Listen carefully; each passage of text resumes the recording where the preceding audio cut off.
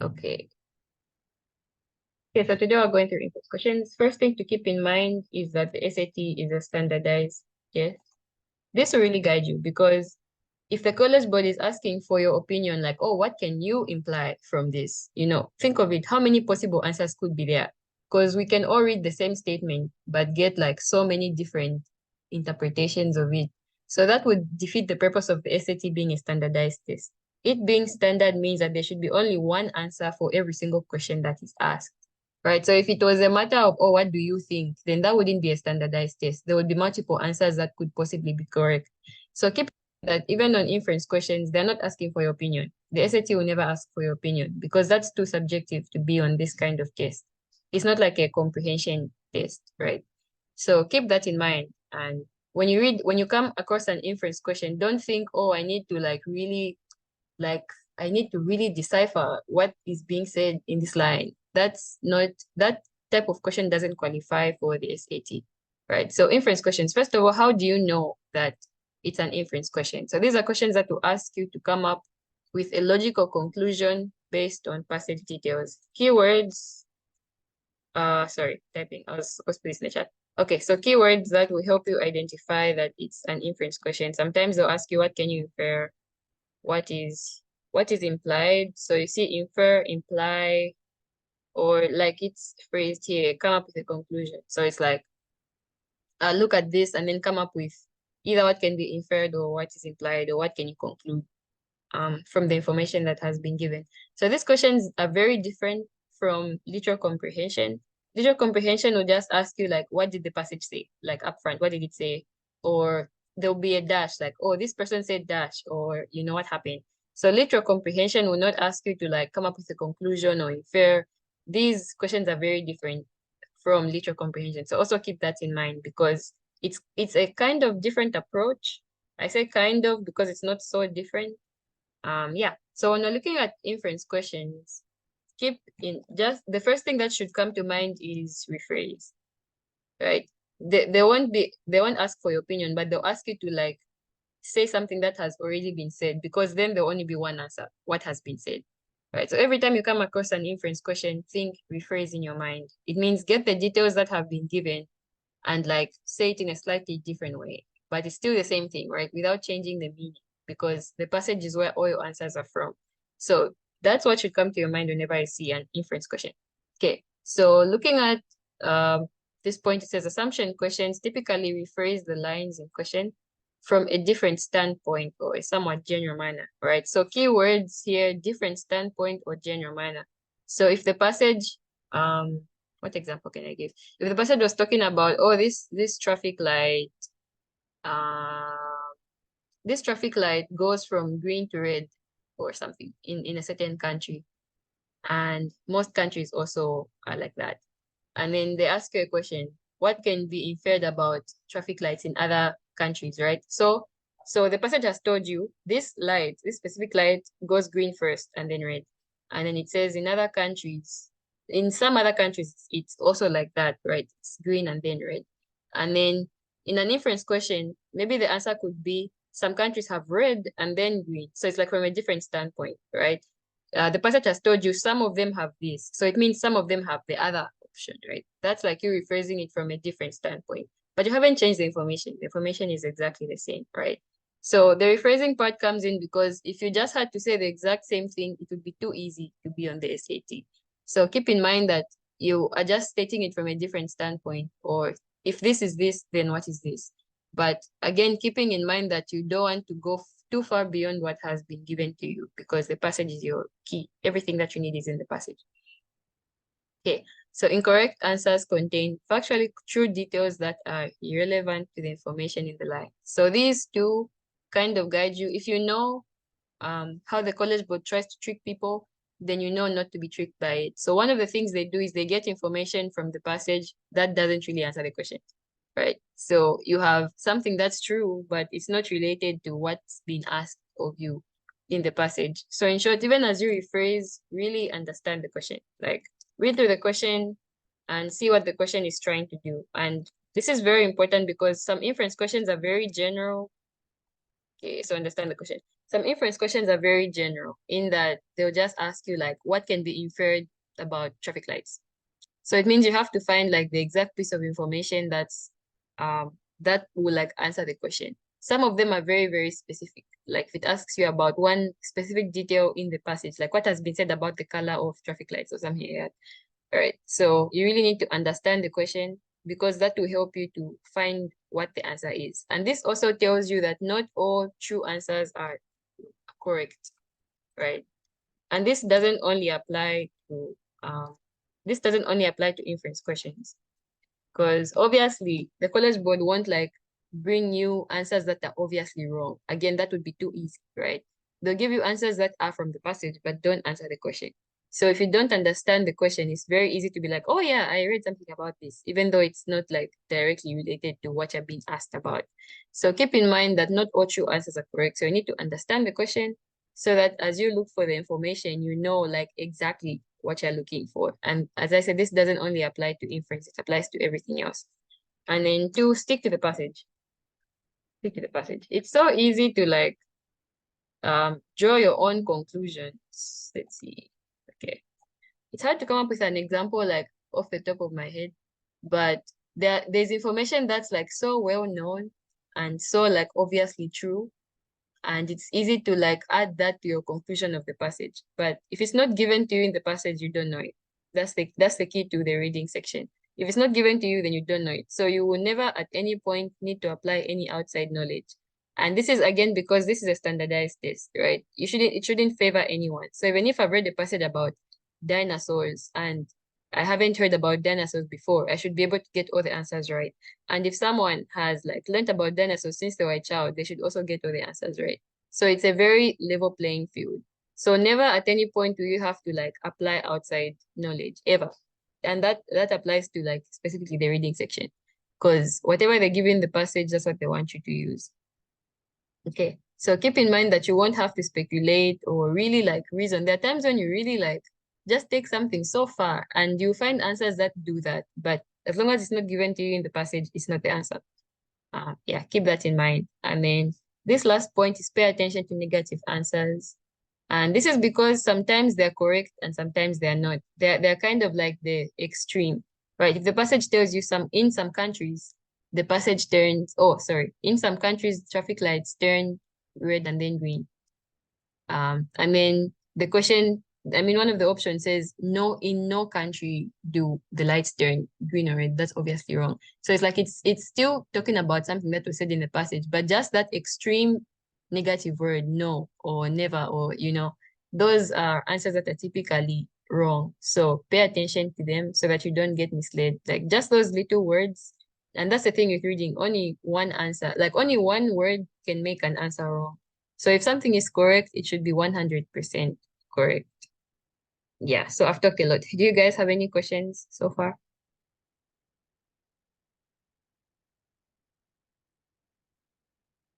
Okay. So just to go over the main things about inference, first important thing is always that you're rephrasing. You will never at any point have to like really go and reason far beyond what's been given to you in the passage. So inference questions are rephrasing questions. And keep in mind that not all answers that are true. Okay. Oh, I see the question in the chat. How often do inference questions show up? So this one, I can't really give you a solid answer because I know for the old SAT, you wouldn't have a passage that doesn't have an inference question. So you would have like a minimum of 5 inference questions. But the new SAT is they really haven't released a lot of information on it. And most of what we know, or let me just say all of what we know is from going through the practice questions that they gave us, which also don't really follow like a regular pattern. Especially because reading and writing sections are now combined. So I don't have a solid answer to this question, like how often do inference questions show up? In fact, I think the first SAT practice test doesn't even have an inference question, but we'll go through it together and then see how many inference questions we can find. And then we'll use that as practice. Yeah, but I'm not exactly sure about that. I would tell you that the questions that appear the most are big idea questions from what we've seen so far. Big idea questions in the reading session specifically, big idea and function questions will be the majority of the reading questions that you see. So it's very important that you understand big idea and function. But yeah, we'll go through those as time goes on. Okay, so biggest things is one of the biggest things is that you need to make sure you understand the question so that whatever you're rephrasing is actually directly answering the question. And then make sure that you don't go beyond what's been given to you in the passage. Yeah, so that's all you need to know on inference questions. Don't try to like do too much. Don't try to like use outside information. And that also should give you some assurance, right? Because it really made me feel good because I was like, there's some passages that are like about tectonic plates and a bunch of complicated stuff, but it's not going to disadvantage you if you don't know about those things because that wouldn't be fair, right? So that should give you some hope for specifically the reading section that the passage has all the answers and you never need to go outside the passage. Yeah, so we're going to go through, unless there's any questions. Okay, we're going to go through. So I have it open. So it's SAT practice test 1. Can you guys see the test 1 on my screen?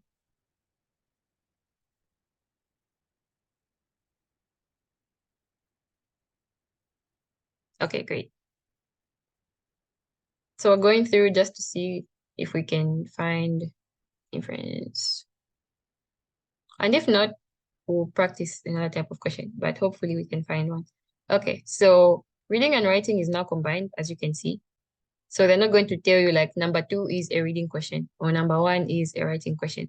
But a rule of thumb is writing focuses on grammar, obviously. So anything that asks you which word or which punctuation or logically complete, such things are always writing. Those that focus on the word and its structure rather than like what the passage has said will always be writing.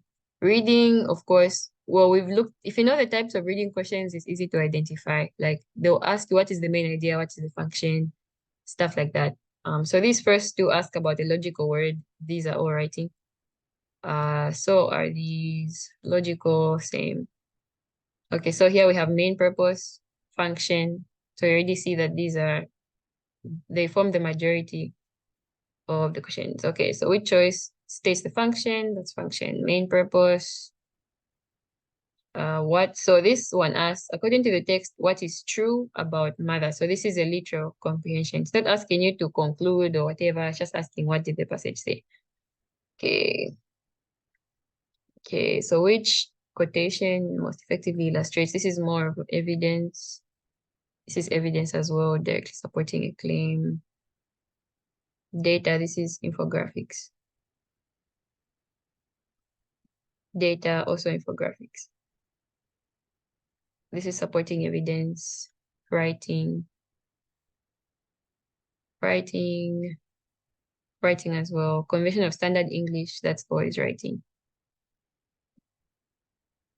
Conventions as well. So all of these four are writing, writing. Those two as well. Infographics. Oh, not infographics, sorry. This is more supporting evidence. And then, yeah, also supporting evidence. Okay, next section is kind of the same, I guess. Reading and writing. So those are writing as well. Main purpose, paired questions. Based on the text, what would, okay. So this is a special type of inference question. Question 9.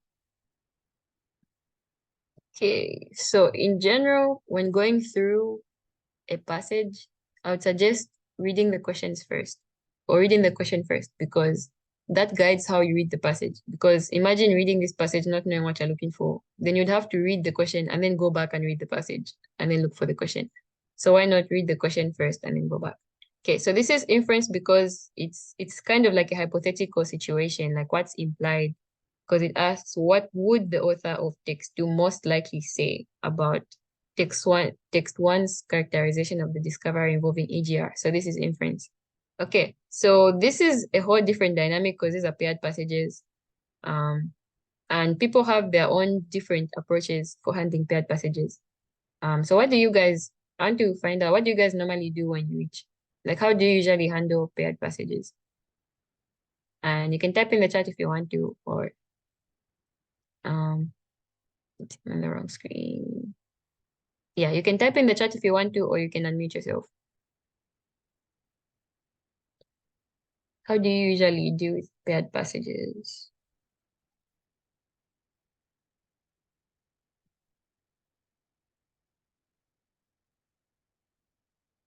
Read the question, then skim through the passages. Okay. So do you like read both? Like read text one, text two, or do you read one and then like do you have a specific approach for that?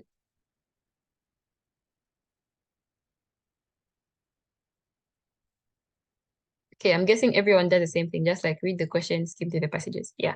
So that definitely works because you already know what you're looking for after reading through the question. So I'm going to go through this together and then see what you guys think. So the question is based on the texts, what would the author of text two most likely say about text one's characterization of the discovery involving AGR? Okay, so my suggestion is be very specific. Even as you skim through, make sure you know what am I looking for in text one, right? So it asks about text one's characterization of the discovery involving EGR. So first thing you need to know is what does text one say about EGR, right? So text one says most animals can regenerate some parts of their body, such as skin, but when a three-banded panther worm is cut into three pieces, each piece grows into a new worm.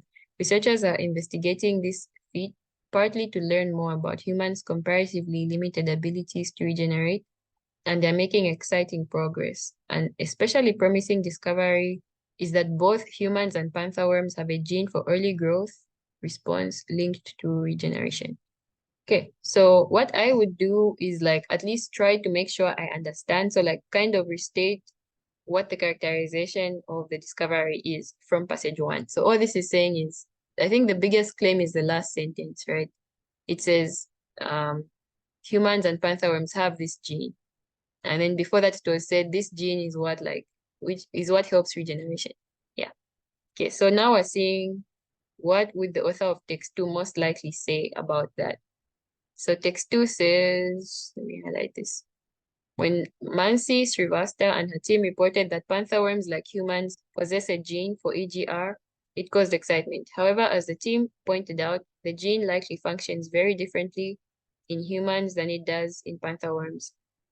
Srivastava has likened EGR to a switch that activates other genes involved in regeneration in panther worms, but how this switch operates in humans remains unclear. So this is very different from passage one. It's helpful to like recognize the differences because that helps you to see kind of get what the author of text two's opinion is. And remember, we're just rephrasing. We'll never have to come up with our own information. Right. So this also agrees that yes, humans do possess that gene for AGR, but it says this gene likely functions different. So even though humans have EGR, they don't know if that can actually cause regeneration, right? So like an EGR to a switch that activates. So instead of saying like, oh, EGR is for regeneration, he's saying EGR might just like start the process in the other panther worm. So maybe humans might not have what is needed for the regeneration. Okay, so now we're seeing what would the author of text two say about text one. Okay, so A, it is reasonable given that Srivastava and her team have identified how EGR functions in both humans and panther worms. B, it is overly optimistic given additional observations from Srivastava and team. C, it is unexpected given, okay, yeah, it's unexpected given that Srivastava and her team's findings are generally met with enthusiasm. D, it is fairly dismissive given that the progress that Srivastava and her team have reported. So what do you guys think? A, B, C, or D?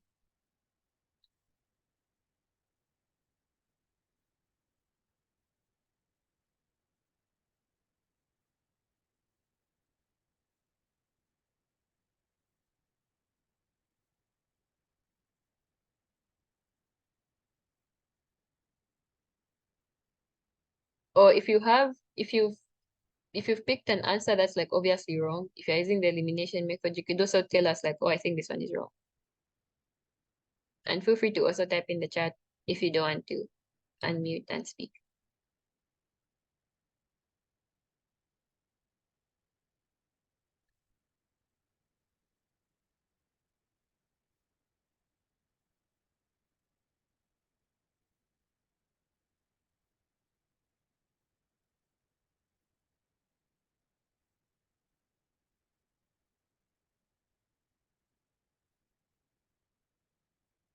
Has anyone found the answer or eliminated any?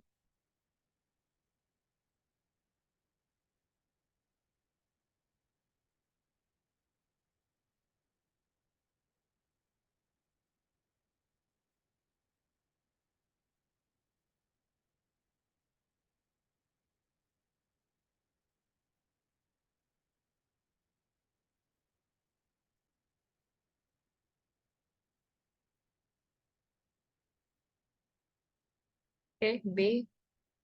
Does anyone not agree with B?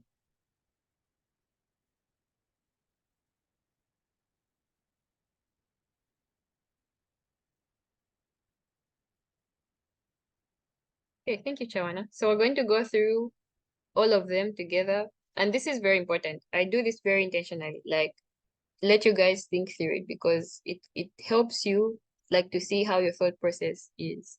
So I hope we at least like thought through all of them. And then as we go through, you see like you see if you were thinking of it kind of in the right way, and also how can you improve your process of finding the answer, right? So the process of elimination is very helpful, especially for inference questions, because you don't really know what to exactly look for, because it's not asking like a very specific question. It's just like what would the author say. So we're going to use elimination. A says it is reasonable given that Srivasta and her team have identified how EGR functions in both humans and panther worms. So A is factually wrong. So meaning we don't need to go any further, right? It's wrong because it says it claims that they found out how it functions, even though we know that the last part. Thank you. Thank you, Davis. Yeah, A is out. Exactly. Because the last part, it says how this switch operates is unclear. So it says outright that they haven't fully understood how it operates. So A is out. Let's go to B. B says it is overly optimistic given additional observations from Shivasta and her team. I agree with the overly optimistic, right? Because they were like, oh yeah, it's regeneration. So what will make or break this answer is additional observations. So let's see, did the team make additional observations and what are they? Right. So remember, an answer has to be 100% correct. So let's go through. Okay, so they reported that panther worms possess a gene. Okay, that was also found by text one, so that's not an additional observation.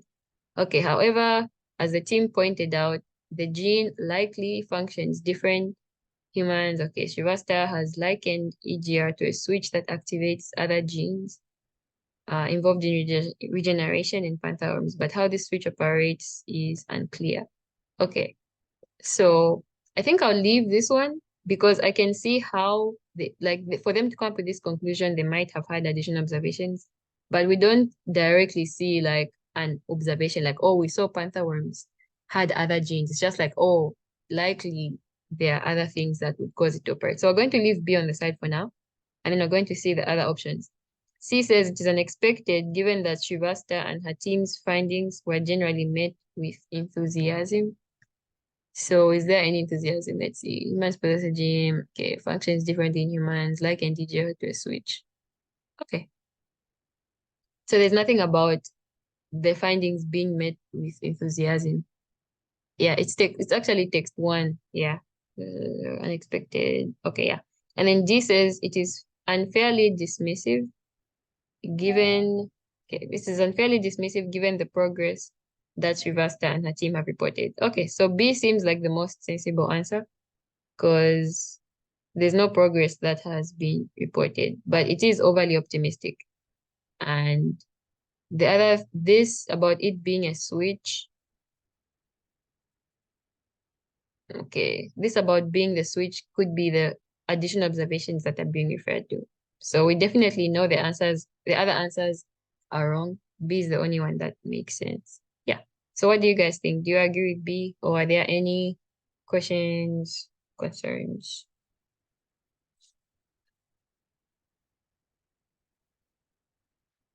Okay, great. So I hope that was a helpful exercise. And that also helps you to see like why I said inference is just rephrasing. Because all that we're doing is saying, okay, was this true according to the passage? Was this true according to the passage?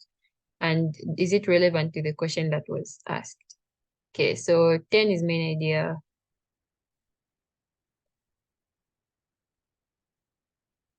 Okay, another inference question. So what makes this an inference question is the word would. How, oh, sorry, I thought it was how would. It says how does. So this is literal comprehension because it's just asking what has been said in the passage. Okay, which quotation? Okay, this is not inference. This is infographics. This is infographic. Oh, this is support of evidence. Infographics. This is support of evidence. This is writing. So we see a pattern that towards the beginning and towards the end, that's where the writing questions are.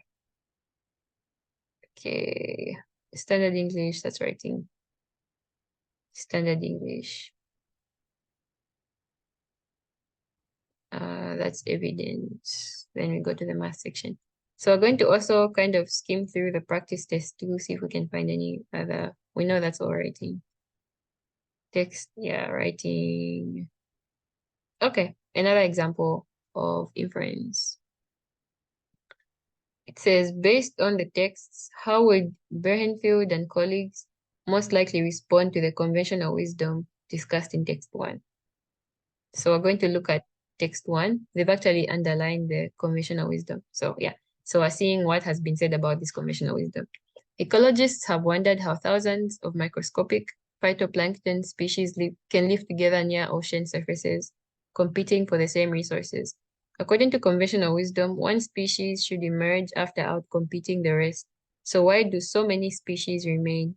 Ecologists' many efforts to explain this phenomenon still haven't uncovered a satisfactory explanation. Okay, so first of all, what is the conventional wisdom? Remember, it's always good to like rephrase to yourself and make sure that you've gotten what you need to get from the passage, because otherwise you have to go back and read it again, which will be a waste of time on your part. Okay, so what is the conventional wisdom? Right, the conventional wisdom is that one species should emerge after outcompeting the rest. So out of all of these phytoplankton that live together, there should be one that emerges. But then the question is, how can they anyway? So the conventional wisdom is just that one has to remain after outcompeting the rest. So the second text was saying how would Berhenfield and his colleagues respond to that conventional wisdom, which we now know. Ecologist Michael Berhenfield and colleagues have connected phytoplankton's diversity to their microscopic size. Because these organisms are so tiny, they are spaced relatively far apart from each other in ocean water and moreover, experience that water as a relatively dense substance. This in turn makes it hard for them to move around and interact with one another. Therefore, says Berhenfield's team, direct competition among phytoplankton probably happens much less than previously thought. Okay, I feel like that's so clear. Like it really disputes the conventional wisdom talked about in A, right? This is saying competition is in their competition is it happens much less. So that wouldn't like outcompete another species. Okay, so A says by arguing that it is based on a misconception about phytoplankton species competing with one another. B, by asserting that it fails to recognize that routine replenishment of ocean nutrients prevents competition between phytoplankton species. C, by suggesting that their own findings help clarify how phytoplankton species are able to compete with larger organisms. D, by recommending that more ecologists focus their research on how competition among phytoplankton species is increased with water density. So what do you guys think? A, B, C, or D?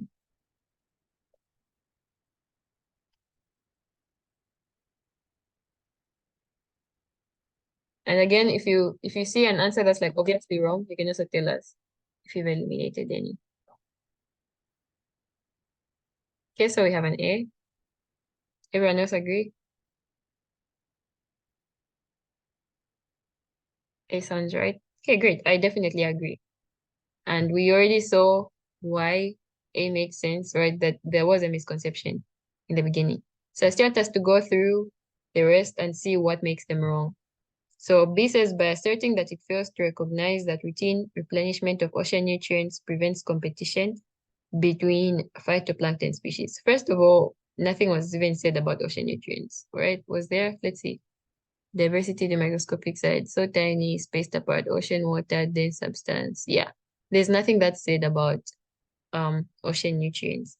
And maybe this is factually true. I feel like it is because I don't think they would like randomly put it here if it didn't have some truth to it. So maybe someone who really knows the reason would be like, oh yeah, that's the reason. But yeah, B is not even said in the passage. The ocean nutrients are not even mentioned.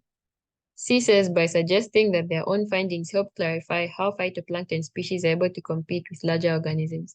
Let's see, are larger organisms even mentioned? So far apart, they are tiny, relatively dense, makes it hard to move around. So there is something that's said about them being tiny, so meaning they're bigger ones. But there's nothing about competition with bigger organisms. So again, this would be from misunderstanding the passage or like putting outside knowledge in.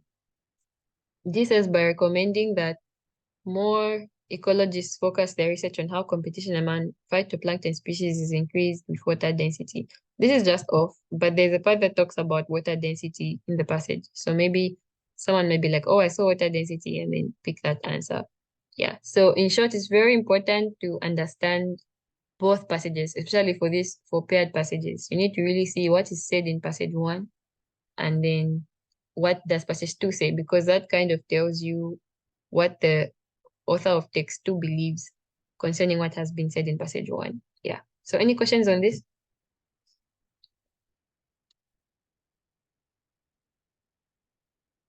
Okay, so let's see if we can find another. Main idea, main idea, infographics, support of evidence, writing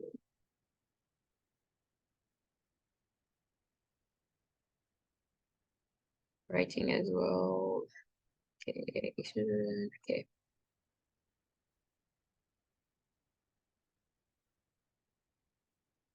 Yeah. So you can see that, let's see, function. Yeah, I can see that I think most of the questions are writing questions. I would need to like really check. Let's see, best describes the function. What's true? That's literal comprehension. There's very few literal comprehension questions as well.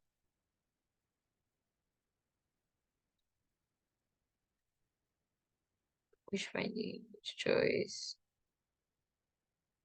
Standard English, standard English. That's writing. Yeah. So you can see that most of it is writing, but I'm glad we got to find some inference. Um, so yeah, the big picture is always to see what's given to you and focus on that, because once you go outside what's been given, then you've already gotten it wrong. And you'll find answers that do go outside what's been given. Yeah, so are there any general questions based on what we did today?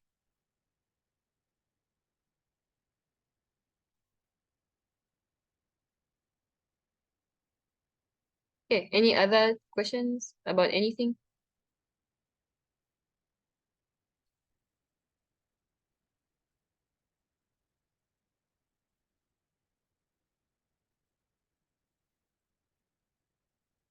Okay, so I'm going to end the meeting a little bit early because I have another meeting that I have to join at 4 p.m. CST. Yeah, it's sorry. Oh, so there's more reading than writing. So I think from what we went through, okay, let's see. Let's use this as like a standard. Let's see how many reading, how many writing. It will be easy to see because we know the writing was towards the beginning. Let's see. So we know the first, so 1, 2, 3, 4, 5, 6. How many questions does this have? 33. So 1, 2, 3, 4, 5, 6. So 6 writing.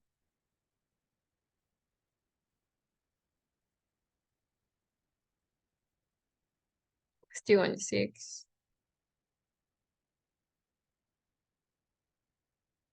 7 writing. 8, 9, 10, 11, 12, 13, 14, 15, 16, 17, 18, 19, 20.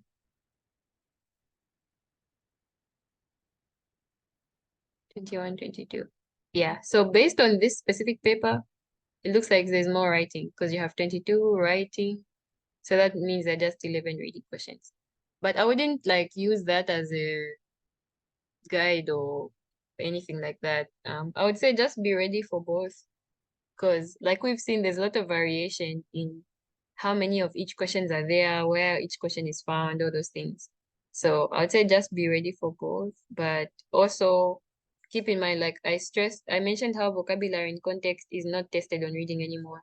So don't like spend time in a book finding out, how to answer those because you won't find them. Um, but yeah, I would say just get ready for both because there's a lot of variation. You don't know how your actual paper is going to come on the actual day. So yeah, just be ready for both. Um, yeah, but I'll end this meeting a little early because I have a meeting with the new season youth program. Also, if you guys don't know about it, it's an amazing program. I'm sure the link is in the group. But yeah, everyone who gets accepted into the new season youth program has come. I've never heard of anyone who didn't come because they have built so many amazing connections here, and they know they're just very helpful. They know how to help people apply. Once we come here, we have so much support. Like even the meeting we're having is just us like checking on each other, which is really nice. And we have host families, so we have a place to go for the breaks. Like we're having Thanksgiving break next month, and we have a home, especially for us who don't have any family here. I personally don't have any family here. So yeah, so I'm just sharing that it's a great opportunity. And in case you haven't looked into it, please do look into it. Because it's really a great opportunity. But yeah, I'll end here. If you guys have any questions, feel free to message me on WhatsApp. I'm not as responsive because this is a very busy semester for me, but I'll definitely respond when I can. But yeah, thanks guys for joining. Have a great rest of your day.